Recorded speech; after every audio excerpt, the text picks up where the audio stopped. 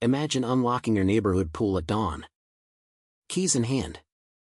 Ready for a quiet swim, only to have a self-appointed HOA queen burst in. Phone filming. Screeching you're a criminal and dialing 911 like she's starring in her own bad cop show. What she didn't know, those trespassing charges would unravel her little empire.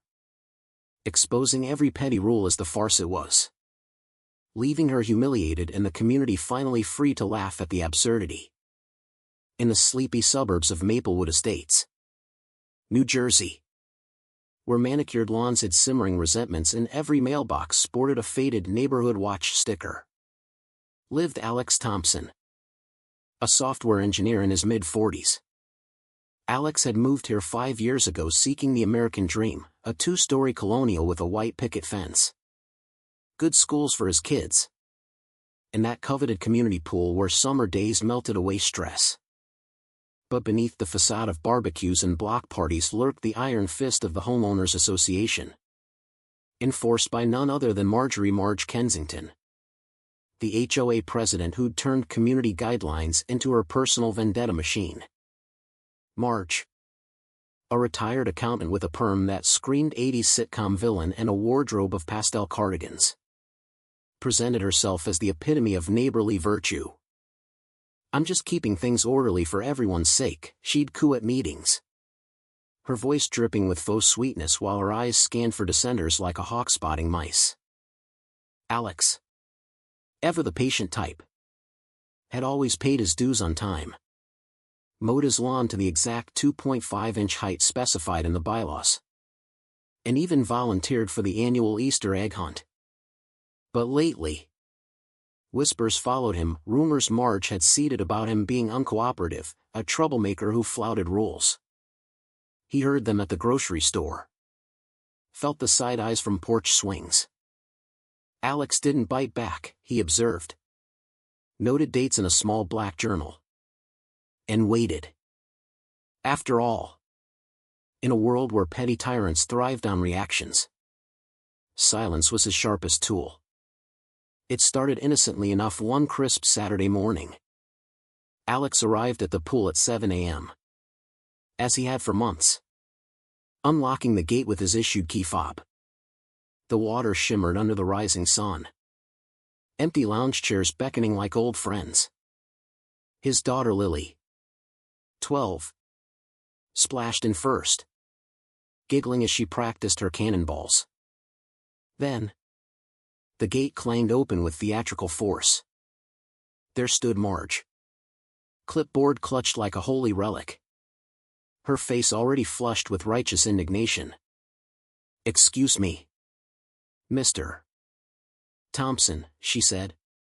Her tone laced with that patronizing lilt reserved for wayward children. "The pool doesn't open until 8 a.m. today. Didn't you get the memo?" Alex paused. Towel over his shoulder. Water dripping from Lily's floaties. "Memo? The posted sign says 7 a.m. Weekdays and weekends. Has that changed?" Marge's smile tightened. A crack in her porcelain facade. "Well, the board decided on a trial adjustment for maintenance. It's for the greater good, prevents wear and tear. You understand, don't you? Safety first." She glanced at Lily, adding with a saccharine sigh, "We wouldn't want accidents on our watch." Alex felt the jab. The implication he was endangering his own child. But he kept his voice even. "Sure, Marge. But could you show me where this adjustment is documented? Just so I can update my calendar." Her eyes narrowed. The clipboard flipping open with a snap. "It's internal board business. Residents don't need every detail, that's why you elected us. Now, if you'll kindly exit, or I'll have to note this as a violation." Lily tugged at Alex's hand, whispering, "Dad, let's just go." But Alex smiled faintly. "No problem. We'll head out." As they left, Marge called after them, Appreciate your cooperation. Mr. Thompson. We all have to follow the rules, even if some think they're above them. The door slammed behind her, echoing like a gavel. That night, Alex jotted it down, date, time, exact words. He emailed the board politely requesting clarification on the trial adjustment. No response came. But the seed of discord had been planted, watered by Marge's smug certainty that her word was law. Whispers turned to warnings soon after. The next week, Alex found a pink slip taped to his front door, notice of potential violation, unauthorized pool access. It cited vague bylaw infractions without specifics. Signed by Marge in looping cursive. At the monthly HOA meeting in the clubhouse, a stuffy room smelling of stale coffee and desperation, Alex raised his hand during Q&A. About the pool hours, he began calmly. I've noticed inconsistencies. Can we clarify the official schedule? Marge, perched at the head table like a queen on her throne, adjusted her glasses with exaggerated patience. Mr. Thompson. We're handling it. These changes ensure equity for all residents. If you're having trouble adapting, perhaps a private chat after? Her voice carried that mawkish concern. But her eyes gleamed with triumph as murmurs rippled through the room. Neighbors shifted uncomfortably, one whispered to another. He's always complaining. Alex nodded. A chat sounds good. But post-meeting. Marge cornered him by the exit. Listen. Alex, she said, dropping the formality for a conspiratorial whisper. I know you're a busy man. But these little rebellions? They disrupt harmony. We wouldn't want fines piling up. Would we? Think of your property value. The thread hung there, wrapped in neighborly advice. Alex replied mildly. Just seeking clarity. Marge. No rebellion here. She patted his arm, too hard to be friendly. Good. Let's keep it that way. Over the following weeks, the noose tightened. New signs appeared overnight at the pool: no diving, fine $50, limited guests, board approval required, rules that seemed tailor-made for Alex's family gatherings. When he hosted a small birthday splash for Lily, Marge materialized like a bad omen. Counting heads. That's 7 guests. Mr. Thompson. Limits 5. Shall I issue the citation now? Or give you a grace period? Her smile was all teeth. No warmth. Neighbors watched from afar, some smirking at the spectacle. Alex exhaled slowly. The bylaws say 10 guests per household. Has that changed too? Marge's cheeks reddened. It's under review. For now. Comply or face consequences. We can't have favoritism. The irony dripped like pool water. Favoritism was her specialty. Waiving rules for her cronies while hounding others.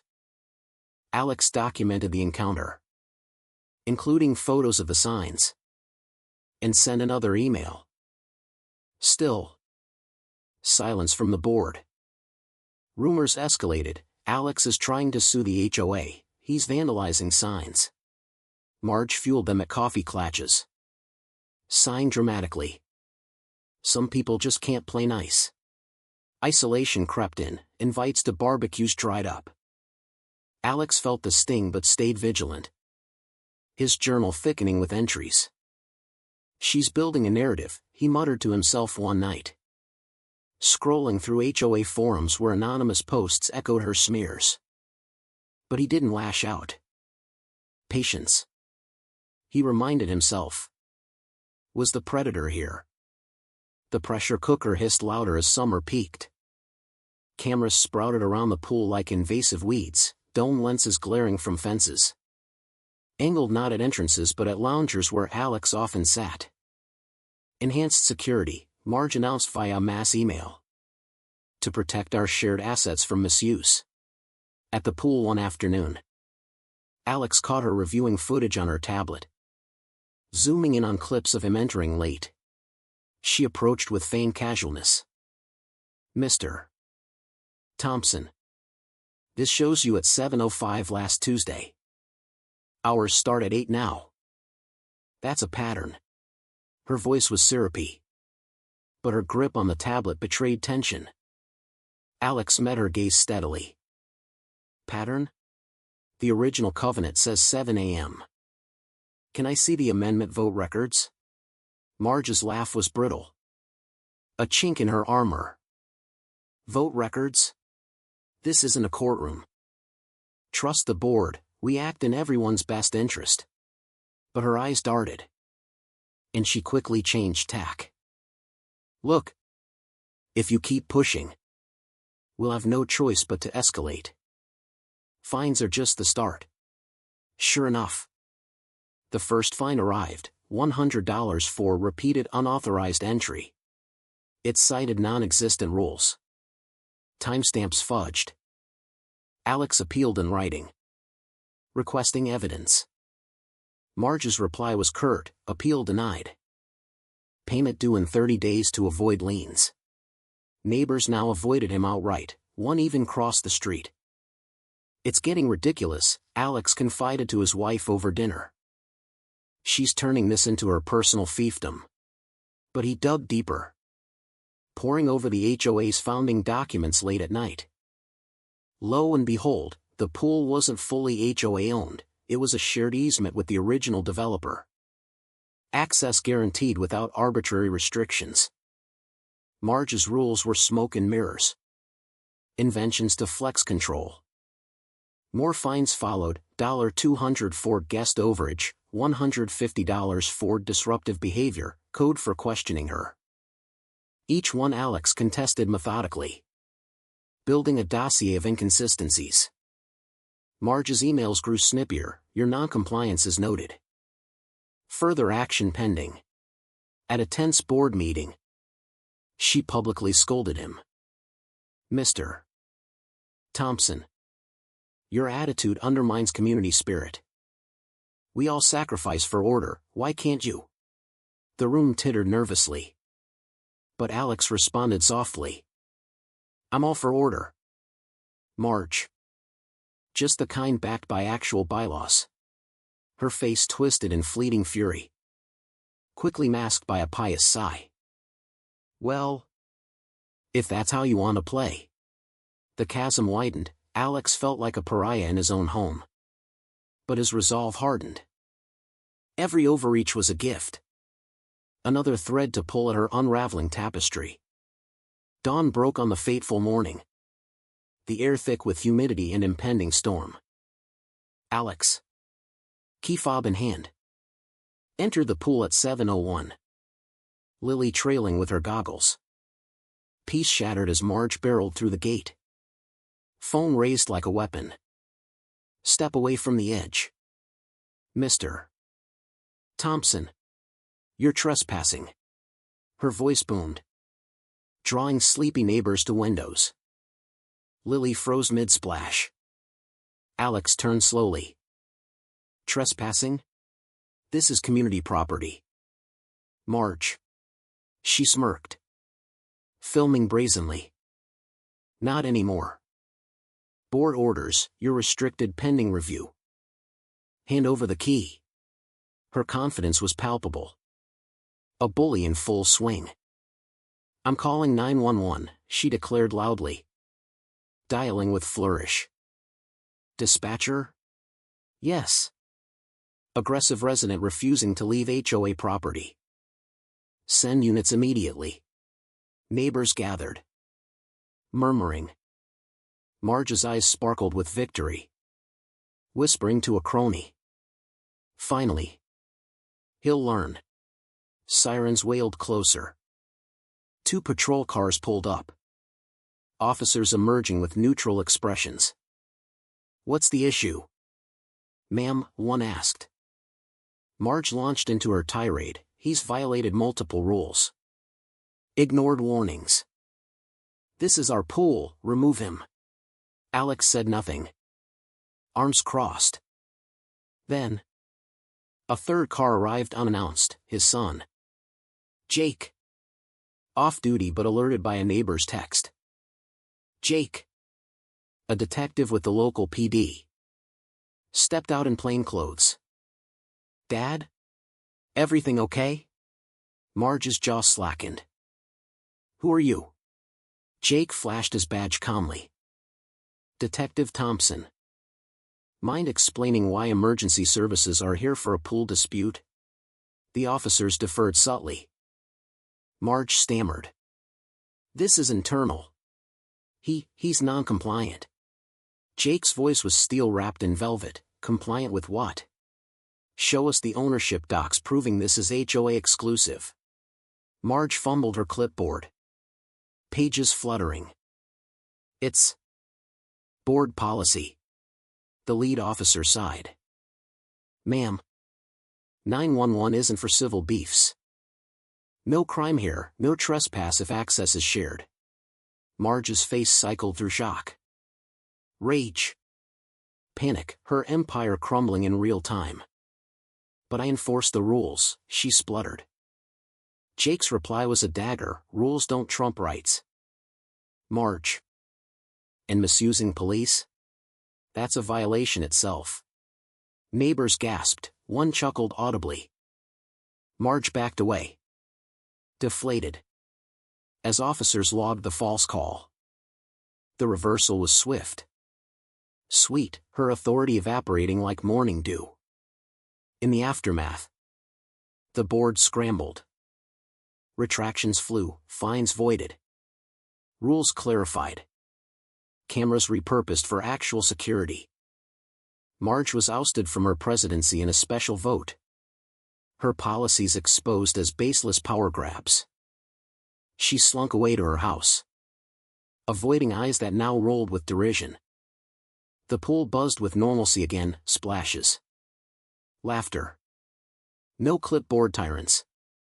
Alex received quiet nods of respect. Neighbors apologized over fences, admitting they'd been cowed by her bluster. Should have spoken up, one said. Alex shrugged. We all learn. The community healed. Bylaws reformed to prevent such nonsense. Marge's fall was the punchline, from queen to cautionary tale. Her pastel reign reduced to whispers of remember that time she called the cops on a dad and his kid? Justice didn't roar, it smirked. Restoring balance with delicious irony. But here's the twist to chew on, in a neighborhood ruled by petty laws. Was Marge the real villain? Or just the symptom of a system that lets busybodies play God? You tell me, was she wrong for enforcing order, or was the HOA the monster all along?